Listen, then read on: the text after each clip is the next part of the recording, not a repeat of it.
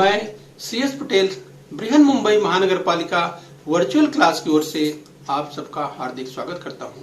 बच्चों, वैश्विक महामारी के चलते इस वर्ष पठन पाठन का कार्यक्रम प्रभावित हो रहा है। ऐसे में हमारी बृहन मुंबई महानगर पालिका ने प्रत्येक विद्यार्थी तक ऑनलाइन शिक्षण पहुंचाने की व्यवस्था की है। तो आइए बच्चों शुरू करते हैं। तो बच्चों, कक्षा 9 में आज हम बात करेंगे इतिहास की, यानी हिस्ट्री की। तो बच्चों, स्क्रीन पर आप देख पा रहे हैं इतिहास और राजनीति शास्त्र की पाठ्य पुस्तक। तो बच्चों, आज हम देखेंगे नवा पाठ यानी पाठ 9, बदलता जीवन भाग 1 का भाग 1 यानी पार्ट 1 का पार्ट 1। तो चेंजिंग लाइफ पार्ट 1, जिसमें आज हम देखेंगे भाग 1। ओके बच्चों, तो आइए बच्चों इसी क्रम में हम आगे बढ़ लेते हैं। तो बच्चों, मैं CS Patel virtual training centre MCGM Mumbai से। तो बच्चों, हम बात कर रहे हैं बदलता जीवन यानी चेंजिंग लाइफ पार्ट 1 यानी भाग 1 की बात कर रहे हैं। तो बच्चों, अब तक हमने वर्ष 1961 से वर्ष 2000 तक के कालखंड का अध्ययन किया। तो बच्चों, इसी क्रम में हम अध्ययन करने वाले हैं 20वीं और 21वीं शताब्दी में परिवर्तन की गति तेज है यानी तीव्र है। तो बच्चों, तेजी से परिवर्तन होता चला जा रहा है। अगर हम बात करें बच्चों 21वीं शताब्दी की, तो वर्तमान अर्थात 21वीं शताब्दी में जो परिवर्तन है वो तेजी से आगे बढ़ता चला जा रहा है। तो बच्चों, मानव जीवन तेजी से बदल रहा है। पहले हमने जिन बातों की कल्पना भी नहीं किया था और वे बातें अब वास्तविकता में उतर कर आ चुकी हैं। प्राचीन एवं मध्ययुग में धर्म मनुष्य की एक महत्वपूर्ण पहचान थी। अगर बच्चों प्राचीन काल की बात करें तो प्राचीन एवं मध्ययुग में धर्म मनुष्य की एक महत्वपूर्ण पहचान थी। बच्चों, बदलते परिवेश के साथ चलिए हम देखना चाहेंगे इस बच्चों। तो हम बात कर रहे हैं बदलते जीवन की। तो बच्चों, हिंदू, मुस्लिम, ईसाई, सिख, जैन, बौद्ध, पारसी और यहूदी आदि धर्मों के सामने आधुनिकीकरण ने चुनौतियां खड़ी की। तो बच्चों, परिवर्तन की बात करें तो ये परिवर्तन तेजी से जो है, मगर बदलाव की बात करें तो ये बदलाव तेजी से बढ़ता जा रहा है। तो बच्चों, अगर धर्मों की बात करें, विभिन्न धर्मों की, चाहे हिंदू, मुस्लिम या ईसाई, सिख, जैन, बौद्ध, पारसी या जीव यानी यहूदी आदि धर्मों के सामने आधुनिकीकरण की बात करें बच्चों, जो मॉडर्नाइजेशन है अर्थात जो आज कल की आधुनिकता की बात करें, ये इनके सामने कह सकते हैं कि चुनौतियां खड़ी की हैं।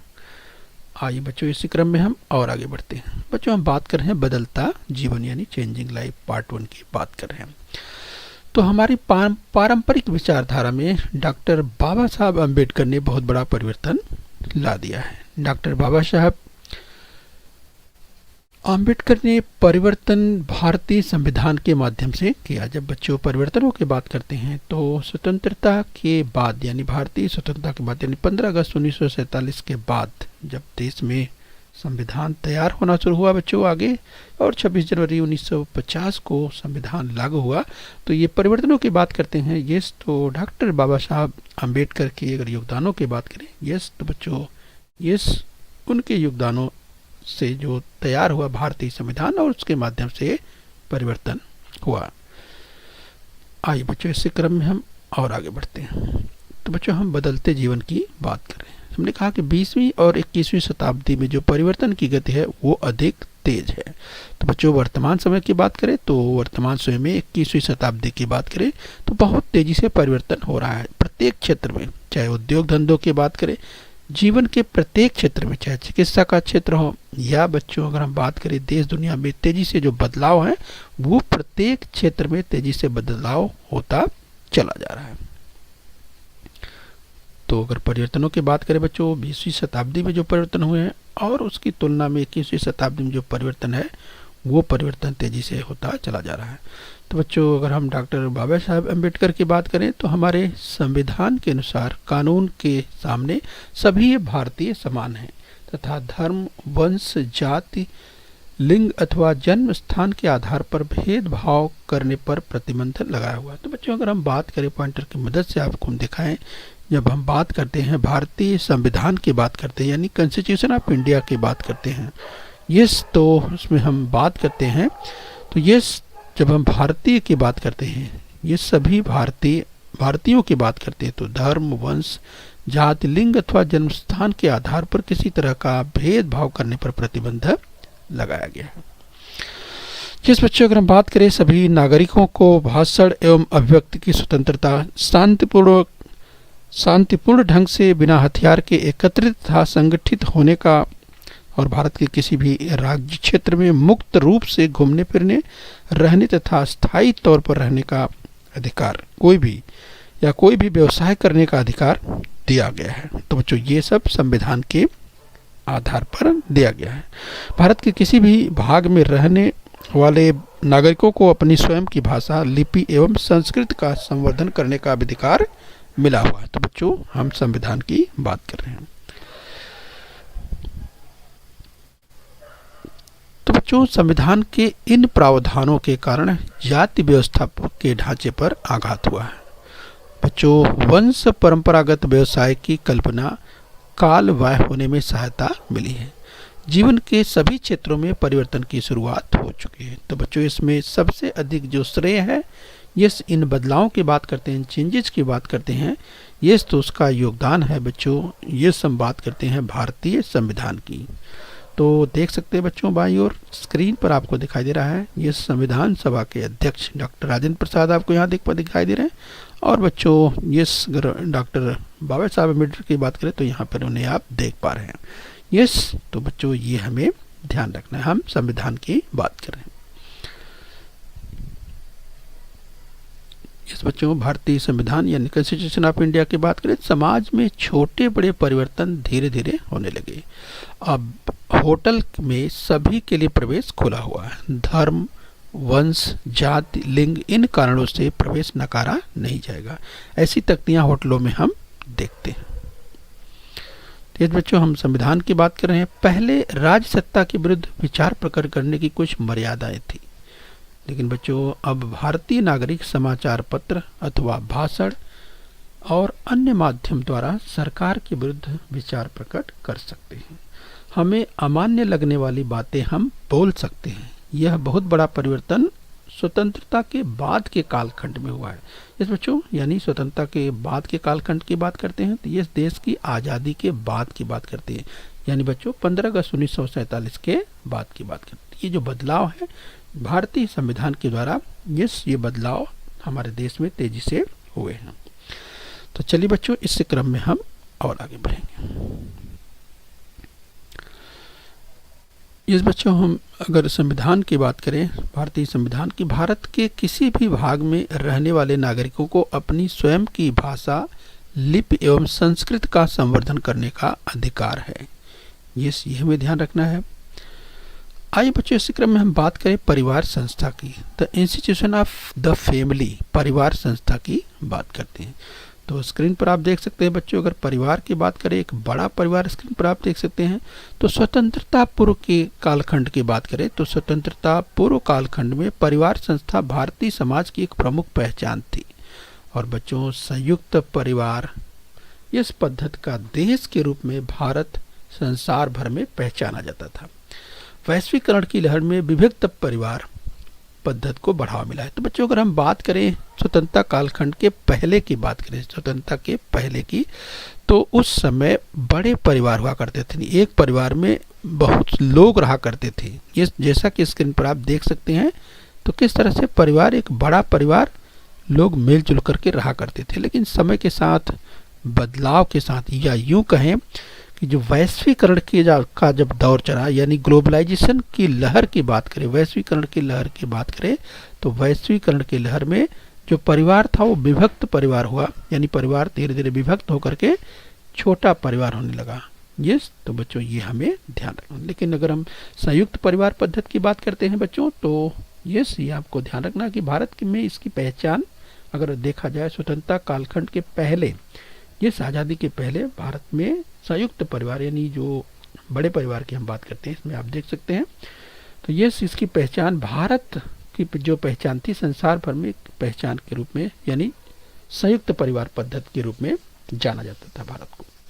लेकिन अगर वैश्वीकरण के बाद, ग्लोबलाइजेशन के बाद में बच्चों देखा दुनिया तेजी से बदला हुआ और धीरे धीरे परिवार छोटे होने लगे। आइए इसी क्रम में हम और आगे बढ़ते हैं। इस बच्चों अगर समाज कल्याण की बात करें तो कल्याणकारी राज्य स्थापित करना ही हमारा उद्देश्य है। यह भारत के संविधान में उल्लेखित है। ऐसा उल्लेख करने वाला भारत विश्व का पहला देश है। भारतीय नागरिकों को पूर्ण रोजगार, स्वास्थ्य सुविधाएं, शिक्षा एवं समाज के अवसर उपलब्ध करवा देना समाज कल्याण कार्यक्रम के उद्देश्य हैं। तो ये भारतीय नागरिकों को पूर्ण रोजगार, स्वास्थ्य सुविधाएं, शिक्षा एवं विकास के अवसर उपलब्ध करवाना, तो इस तरह से समाज कल्याण कार्यक्रम के उद्देश्य निर्धारित किए गए हैं। ये हमें ध्यान रखना है। आइए बच्चों इसी क्रम में हम और आगे हम समाज कल्याण की बात करें तो इसमें आप देख सकते हैं रोल भारतीय संविधान का। भारतीय समाज में आर्थिक, सामाजिक, शैक्षिक, सांस्कृतिक विषमता बड़ी मात्रा में व्याप्त है। तो बच्चों जैसा कि आप जानते हैं कि भारतीय समाज में अगर आर्थिक दृष्टिकोण से देखें, सामाजिक दृष्टिकोण से या शैक्षिक या सांस्कृतिक विषमता की बात करें, ये बड़ी मात्रा में देखी जाती है। तो बच्चों महिलाएं, बच्चे, दिव्यांग या अनुसूचित जाति, अनुसूचित जनजाति एवं अल्पसंख्यकों तक विकास के अवसर पहुंचाना आवश्यक है। राइट। तो देखा बच्चों कि प्रत्येक क्षेत्र की बात करें, चाहे महिलाओं के लिए, बच्चों के लिए या दिव्यांगों के लिए, अनुसूचित जातियों, अनुसूचित जनजातियों, अल्पसंख्यकों तक विकास के अवसर पहुंचाए जाए और इस तरह से इसकी व्यवस्था अगर देखें समाज कल्याण जो कि संविधान के द्वारा इसे निश्चित किया गया है। आइए बच्चों इस क्रम में हम और आगे बढ़ेंगे। तो जब बच्चों हम बात करते हैं स्वतंत्रता के कालखंड की बात करते हैं, यानी स्वतंत्रता के बाद के कालखंड की बात करते हैं, स्वतंत्रता के बाद के कालखंड में सरकार के सामने यह सबसे बड़ी चुनौती थी। इसके लिए भारत सरकार ने 14 जून 1964 को समाज कल्याण मंत्रालय स्थापित किया। तो बच्चों ध्यान रखना है, परीक्षा में पूछा जा सकता है जब हम समाज कल्याण मंत्रालय की बात करते हैं। राइट। तो ध्यान रखिए बच्चों, 14 जून 1964, 14 जून 1964, 14 जून 1964 को समाज कल्याण मंत्रालय स्थापित किया गया। पूछा जा सकता है बच्चों, इसे आपको ध्यान रखना है। समाज कल्याण मंत्रालय स्थापित किया गया। इस मंत्रालय के अंतर्गत पोषण और बाल विकास, सामाजिक सुरक्षा और सामाजिक संरक्षण, स्त्री कल्याण एवं विकास के कार्यक्रम कार्यान्वित किए जाते हैं। ये तो आपने सुना कि जब हम बात करते हैं समाज कल्याण मंत्रालय की तो इसके अंतर्गत आपने सुना ये पोषण और बाल विकास, सामाजिक सुरक्षा, सामाजिक संरक्षण, स्त्री कल्याण एवं विकास के कार्यक्रम कार्यान्वित किए जाते हैं। इसी प्रकार की व्यवस्था राज्य स्तर पर भी की गई है। तो ये ध्यान रखना है। आइए बच्चों इस क्रम में हम और आगे बढ़ते हैं। अनुसूचित जातियां एवं जनजातियां यानी शेड्यूल कास्ट एंड ट्राइब्स की बात करते हैं। तो बच्चों वर्ष 1971 की जनगणना के अनुसार देश में 22% लोग अनुसूचित जातियों एवं जनजातियों के थे।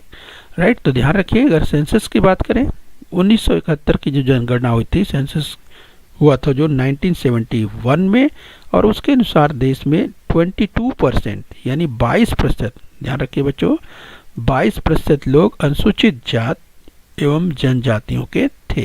राइट। ये ध्यान आपको रखना है।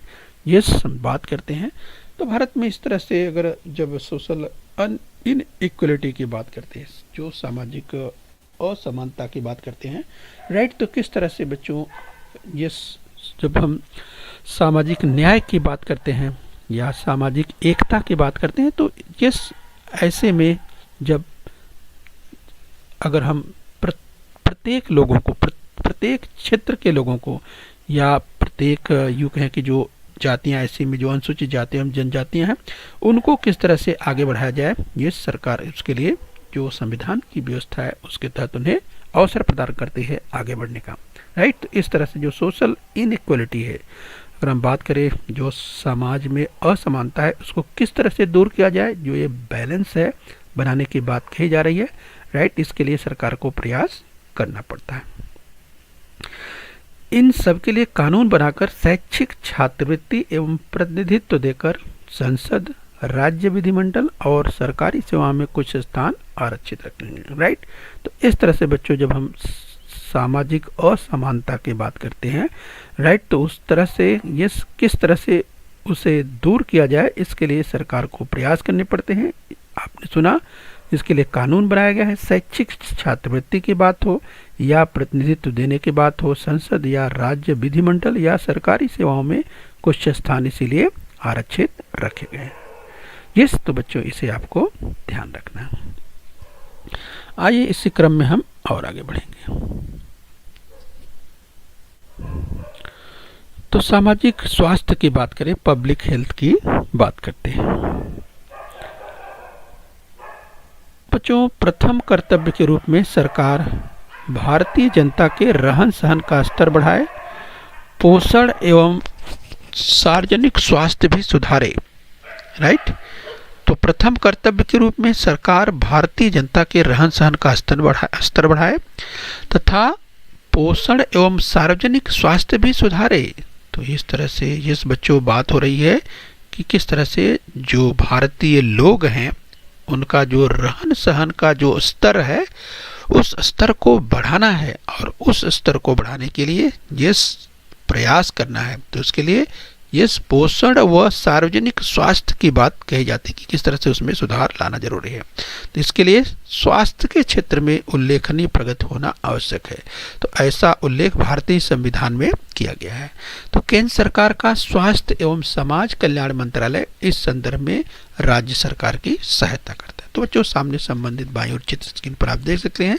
जब आरोग्य की बात होती है, यस, यानी लोगों के स्वास्थ्य की बात होती है, तो इस तरह से देखिए केंद्र सरकार का स्वास्थ्य एवं समाज कल्याण मंत्रालय इस संदर्भ में राज्य सरकार की सहायता करता है। हम बात कर रहे हैं पब्लिक हेल्थ की, यानी सार्वजनिक स्वास्थ्य की बात कर रहे हैं।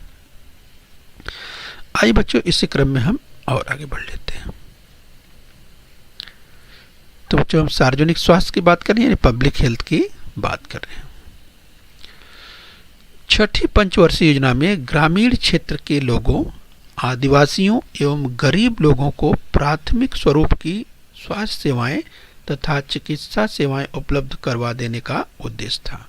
तो बच्चों, हम अगर बात करें 6 प्लान की बात करें, छठी पंचवर्षीय योजना की बात करें, उसमें ग्रामीण क्षेत्र के लोगों के लिए, आदिवासी तथा गरीब लोगों की जो प्राथमिक स्वरूप की स्वास्थ्य सेवाएं तथा चिकित्सीय सेवाएं उपलब्ध करा देने का उद्देश्य था।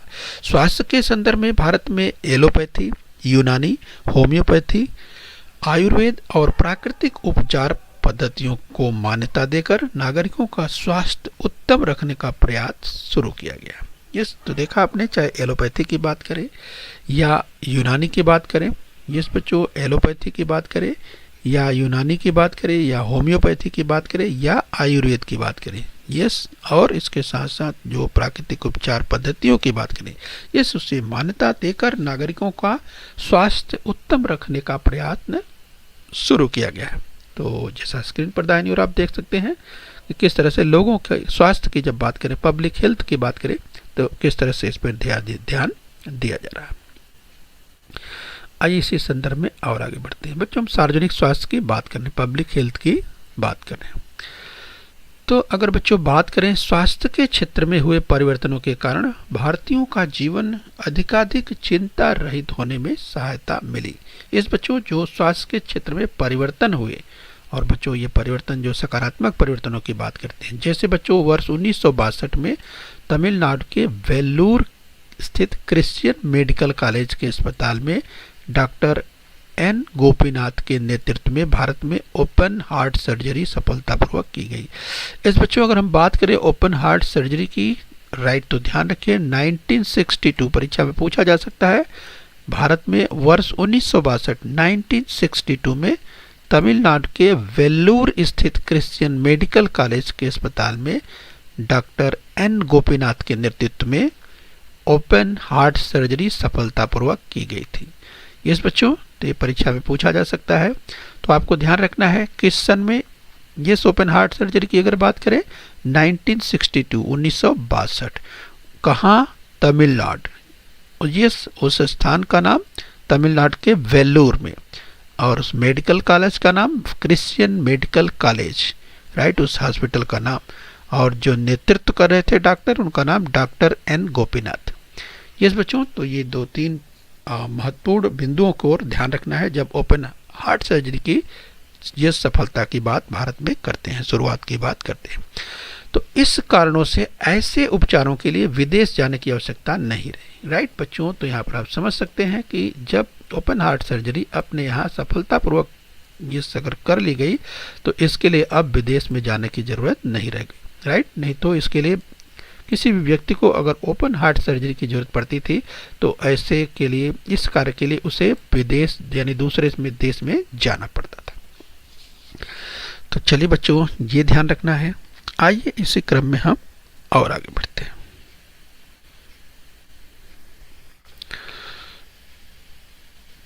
तो बच्चों, हम बात कर रहे हैं पब्लिक हेल्थ की, यानी हम बात कर रहे हैं सार्वजनिक स्वास्थ्य की। बच्चों, इस क्रम में अगर जयपुर फूड की बात करें तो बहुत चर्चित नाम है जयपुर फूड। यस बच्चों, तो जयपुर फूड की खोज से भारत के दिव्यांगों का जीवन बदल गया। वर्ष 1968 से पूर्व एकाध व्यक्ति जब दुर्घटनाग्रस्त होकर अपना पैर गंवा बैठता था तो शेष जीवन में उसे बहुत कठिनाई होती थी। इस तरह से उसे तमाम प्रकार की कठिनाइयों से गुजरना पड़ता था, राइट। तो अगर हम बात करें, अगर कोई व्यक्ति अगर अपना पैर जो है, एकाध व्यक्ति अगर बात करें तो अगर एकाध व्यक्ति ऐसी स्थिति में जब कभी दुर्घटनाग्रस्त यानी बच्चों एक्सीडेंट हो जाता था, कोई दुर्घटना हो जाती थी, कब? 1968 से पहले, 1968 से पहले जब किसी व्यक्ति की किसी कारण से यानी दुर्घटना अगर एक्सीडेंट हो जाता था और उसका पैर, यस बच्चों, अगर पैर उसका गंवा जाना मतलब उसका पैर जो है कि कह सकते हैं कि फ्रैक्चर हो जाता था, टूट जाता था। और बच्चों ऐसे में क्या स्थिति बनती थी? अगर उसका पैर पूरी तरह से गंवा बैठता था, अर्थात काम के लायक ही नहीं बचता था, तो शेष जीवन उसका क्या हो जाता था बच्चों? शेष जीवन बहुत ही कठिनाइयों से उसे गुजारना पड़ता था। ये कब की बात है? 1968 के पहले की बात है। लेकिन बच्चों उसके बाद इस उपाय पर मतलब जो काम किया इस पर डॉक्टर प्रमोद सेठी ने कुशल कारीगर रामचंद्र शर्मा की सहायता से कृत्रिम हाथ, पैर, नाक, कान तैयार किए, राइट। यहाँ पर आप समझ सकते हैं बच्चों कि किस तरीके से इसके लिए प्रयास किया गया और बच्चों इस तरह के प्रयासों को सफलता मिली, जिसमें जयपुर फूड जो कि बहुत ही कारगर और बहुत प्रसिद्ध है। आइए इसके बारे में हम बात करेंगे। तो बच्चों हम बात करें पब्लिक हेल्थ के बारे में। तो बच्चों अगर जयपुर फूड की बात करें तो जयपुर फूड तकनीकी के उपयोग, अगर जो टेक्नोलॉजी इसमें लगाई गई बच्चों तो इसके कारण जो है कृत्रिम अंगों के कारण दिव्यांग रोगी नंगे पैर, उबड़ खाबड़ जमीन पर चलना, दौड़ना, साइकिल चलाना या खेतों में काम करना या तो पेड़ पर चढ़ना या पर्वतारोहण करना जैसे काम सहजता के साथ कर सकता है। तो देखा बच्चों आपने, जिस हम बात की बात कर रहे हैं यानी जयपुर फूड की बात कर रहे हैं, इस तकनीकी से यानी यस बच्चों, तो इस कृत्रिम पैर, अगर किसी का पैर मतलब यूं कहे कि किसी का पैर जो है बच्चों वो एक्सीडेंट में अर्थात दुर्घटना में अब किसी का व्यक्ति का अगर पैर नहीं रहा तो ऐसे में जो कृत्रिम पैर, जयपुर पैर की बात कर रहे हैं, जयपुर फूड की बात कर रहे हैं बच्चों, ये कितना उपयोगी साबित हो सकता है उसको लगाने के बाद। देखिए बच्चों, उसे चलने में यानी चाहे उबड़ खाबड़ जमीन हो या उसे साइकिल चलाना हो, खेत में काम करना हो, पेड़ पर चढ़ना हो या पहाड़ पर चढ़ना हो, इस तरह के काम आसानी से वो कर सकता है। तो सोचिए बच्चों, इतना कारीगर या इतना कह सकते हैं कि कारगर जो है जयपुर फूड तैयार किया गया। इस कृत्रिम पैर की बात कर रहे हैं यस बच्चों, तो इस कृत्रिम पैर में जूता पहनने की आवश्यकता न होने से जूते का खर्च बचता है। तो जूते पहनने की जरूरत नहीं है। पैर मोड़ना हो या पालथी मार कर बैठना हो, कृत्रिम पैर के कारण सब संभव हो गया है। पानी में तथा गीली अवस्था में काम करने के लिए पैर सुविधाजनक होते हैं। तो बच्चों देखा आपने कि कितना ये कारगर साबित होता है। हम जयपुर फूड की बात कर रहे हैं। तो इस तरह से अगर बच्चों स्वास्थ्य की जब हम बात करते हैं तो स्वास्थ्य के सेवाओं में भारत में जो है वो तेजी से बढ़ोतरी हुई। आइए बच्चों, इसी क्रम में हम और आगे बढ़ लेते हैं। मूत्रपिंड प्रत्यारोपण की बात करें, यानी किडनी ट्रांसप्लांट की बात कर रहे हैं। तो बच्चों, शल्य क्रिया भारत में साध्य हो जाने से रोगियों के प्राण बचाने में डॉक्टरों को सफलता मिली है।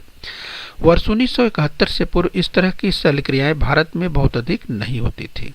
इस बच्चों, तमिलनाडु के वेल्लूर में क्रिश्चियन मेडिकल कॉलेज के अस्पताल में शल्य क्रिया 1971 में सफल हुई। राइट, ध्यान रखिए बच्चों, 1971 में डॉक्टर जानी और डॉक्टर मोहन राव ने जीवित व्यक्ति द्वारा दान किए गए मूत्रपिंड का रोगी के शरीर में सफलतापूर्वक प्रत्यारोपण किया। अब अविकसित देशों में रोगी यह शल्य क्रिया करवाने के लिए भारत में आते हैं। तो यहाँ पर सोच सकते हैं बच्चों, भारत ने इस क्षेत्र में, जिस बच्चों अगर हम बात करें किडनी ट्रांसप्लांट की बात करें, तो इस क्षेत्र में काफ़ी प्रगति की है। राइट, जैसा आपने देखा बच्चों, 1971 में जो ये सफलता मिली जिसकी हम बात कर रहे हैं। राइट, इसके कारण जो है देश के, अगर हम ये कहें कि इस तरह के तमाम रोगियों को उनको तो मदद मिली ही, लेकिन बच्चों अब जो अविकसित देश हैं वहाँ के रोगी इस तरह की शल्य क्रिया करवाने के लिए भारत में आते हैं। राइट, तो चलिए बच्चों, ये देश के लिए बहुत अच्छी बात है। आइए इसी क्रम में और आगे बढ़ते हैं। तो बच्चों, हम बात कर रहे हैं यहाँ पर ये मूत्रपिंड प्रत्यारोपण की बात कर रहे हैं, किडनी ट्रांसप्लांट की बात कर रहे हैं। तो इस तरह से बच्चों, जब हम किडनी ट्रांसप्लांट की बात करते हैं तो भारत में इसकी मदद से आपने देखा कि किस तरह से भारत जो है में ये सफलता मिली 1971 में। और बच्चों, इस सफलता के साथ ही अब दुनिया के जो दूसरे अविकसित देश के रोगी हैं वो भारत में इस सुविधा को, अर्थात शल्य क्रिया के लिए, यानी किडनी ट्रांसप्लांट की बात करें, इसके लिए यहाँ पर आते हैं। राइट, तो चलिए आपको ध्यान रखना है। आइए बच्चों, इसी संदर्भ में और आगे बढ़ेंगे। इस बच्चों, हम टेस्ट ट्यूब बेबी की बात कर लेंगे। तो बच्चों, भारत में पहले से ही परिवार व्यवस्था में संतान का होना बहुत ही महत्वपूर्ण माना जाता रहा है। तो अगर बात करें संतान की इच्छा रखने वाले पति पत्नी को संतानहीनता की समस्या को दूर करने के लिए वर्ष 1978 से टेस्ट ट्यूब बेबी इस तकनीक का सहारा उपलब्ध हो गया। राइट, तो अगर हम बात करें बच्चों टेस्ट ट्यूब बेबी की, तो 1978 वर्ष 1978 से टेस्ट ट्यूब बेबी इस तकनीकी का सहारा उपलब्ध हो गया। राइट, तो चलिए बच्चों, इस तरह से भारत ने इस क्षेत्र में भी तरक्की कर ली। हम टेस्ट ट्यूब बेबी की बात कर रहे हैं। कोलकाता में डॉक्टर सुभाष मुखोपाध्याय की देखरेख में टेस्ट ट्यूब बेबी का प्रयोग सफल रहा। कृत्रिम गर्भधारण तकनीक का यह प्रथम प्रयोग सफल रहा। इस तकनीकी के माध्यम से दुर्गा नाम की बच्ची का जन्म हुआ। इस कारण संतान की इच्छा रखने वाले अभिभावकों की समस्या हल होने में मदद मिली। जिस बच्चों, तो इसे आपको ध्यान रखना। बच्चों, अगर टीकाकरण की बात करें यानी इम्यूनलाइजेशन की बात करें, इम्यूनाइजेशन की बात करें यानी टीकाकरण की बात करें, तो वर्ष 1978 से पूर्व भारत में प्रतिवर्ष पैदा होने वाले 10 बच्चों में से 6 बच्चे जन्म के बाद पहले ही वर्ष में प्राण घाती बीमारियों की चपेट में आ जाते थे। राइट, तो देखिए बच्चों, 1978 के पहले की क्या स्थिति थी। ये हमारे देश में 10 बच्चे, यानी अगर बात करें तो 10 बच्चों में 6 बच्चे जन्म के पहले ही वर्ष में देखिए किस तमाम खतरनाक बीमारियों के चपेट में आ जाते थे। इस बच्चों पोलियो, खसरा, धनुर्वात, क्षय, गलगंड और कुकुर खांसी जैसे रोगों का उन्मूलन करने के लिए टीकाकरण कार्यक्रम चलाया गया। और बच्चों 1995 में पल्स पोलियो टीकाकरण अभियान चलाया गया। परिणाम स्वरूप पोलियो की रोकथाम की जा सकी। यस बच्चों, अगर टीकाकरण की बात करते हैं तो इसे आपको ध्यान रखना है। यस, तो इस तरह से बच्चों अगर देखा अगर हमने आज के बदलता जीवन भाग 1 की अगर बात करें बच्चों, इस पार्ट में हमने देखा, हमने भारतीय संविधान के जो प्रावधानों की बात की और बच्चों परिवार संस्था के बारे में बात किया, अनुसूचित जनजातियों, जातियों तथा समाज कल्याण, सार्वजनिक स्वास्थ्य, मूत्र पिंड प्रत्यारोपण यानी किडनी ट्रांसप्लांट तथा टेस्ट ट्यूब बेबी और टीकाकरण की बात हमने की। तो बच्चों पार्ट यानी अगर हम बात कर रहे हैं बदलता जीवन पार्ट 1 के बच्चों यानी इसके अगले भाग में हम शहरीकरण, ग्रामीण भाग तथा स्वतंत्रोत्तर यानी स्वतंत्रता के बाद के कालखंड की चर्चा करेंगे तथा ग्रामीण विकास और सामाजिक आवश्यकता एवं सुविधाओं के बारे में तथा ग्रामीण विद्युतीकरण या औद्योगिकरण के बारे में विस्तार से बात करेंगे। तो चलिए बच्चों, यहाँ तक हमने अध्ययन किया हुआ, आइए इसका अभ्यास कर लेते हैं। तो चलिए ध्यान से देखिए, निम्नलिखित कथन सत्य है या असत्य, इसको पहचानना है। यदि कथन असत्य है तो उसे सत्य करके लिखना है। वर्ष 1978 में पहला टेस्ट ट्यूब बेबी का सफल प्रयोग हुआ। तो बच्चों बताइए कथन सत्य है। लिखा है वर्ष 1978 में पहला टेस्ट ट्यूब बेबी का सफल प्रयोग हुआ। तो क्या ये कथन सत्य है? तो बच्चों हमने इसकी चर्चा की थी, आपको याद आ गया होगा। यस, तो ये कथन बिल्कुल सत्य है। आइए बच्चों अगला कथन देख लेते हैं। तो अगला कथन है, ध्यान से देखिए, वर्ष 1971 में तमिलनाडु के वेल्लूर में मूत्रपिंड प्रत्यारोपण सफलतापूर्वक हुआ। तो बच्चों इसकी भी चर्चा की थी, आपको याद आ रहा होगा। तो चलिए अपना उत्तर टैली के लिए, ये भी कथन बिल्कुल सत्य है। आइए बच्चों और आगे बढ़ लेते हैं। तो चलिए बच्चों लास्ट में देखिए कथन और, वर्ष 1971 की जनगणना के अनुसार देश में 52% लोग अनुसूचित जातियों एवं जनजातियों के थे। तो क्या ये कथन सत्य है? याद कीजिए बच्चों, 1971 की जनगणना के अनुसार, सेंसस के अनुसार, इस अनुसूचित जात और अनुसूचित जनजातियों की जो संख्या थी यहाँ पर 52% लिखा हुआ है। क्या ये कथन सत्य है? मुझे लगता है आपको याद आ गया होगा। यस, तो चलिए अपना उत्तर टैली कीजिए। ये कथन असत्य है यानी गलत है। तो कथन अगर असत्य है तो उसे सत्य करके लिखना है। राइट बच्चों, तो आपको याद आ रहा होगा। तो चलिए अपना कथन सत्य कर लीजिए। यस बच्चों, तो इस तरह से सत्य कथन करके लिख देना है। वर्ष 1971 की जनगणना के अनुसार देश में 22% लोग अनुसूचित जातियों एवं जनजातियों के थे। यस बच्चों, यहाँ पर लिखा है 52, ऐसा नहीं था। सही क्या है? 22 यानी 22। यस बच्चों, इस तरह से बच्चों हम उम्मीद करते हैं यहाँ तक आपने समझ लिया। ओके बच्चों, अपने स्वास्थ्य का ध्यान रखिए और बृहन मुंबई महानगर पालिका के इस चैनल को सब्सक्राइब कर लीजिए। ओके बच्चों। बृहन मुंबई महानगर पालिका के इस चैनल को सब्सक्राइब कर लीजिए और बेल आइकन प्रेस कर लीजिए। तो बच्चों हम उम्मीद करते हैं यहाँ तक आपने समझ लिया है। आगे फिर मिलेंगे। आज के लिए इतना ही। Thank you very much.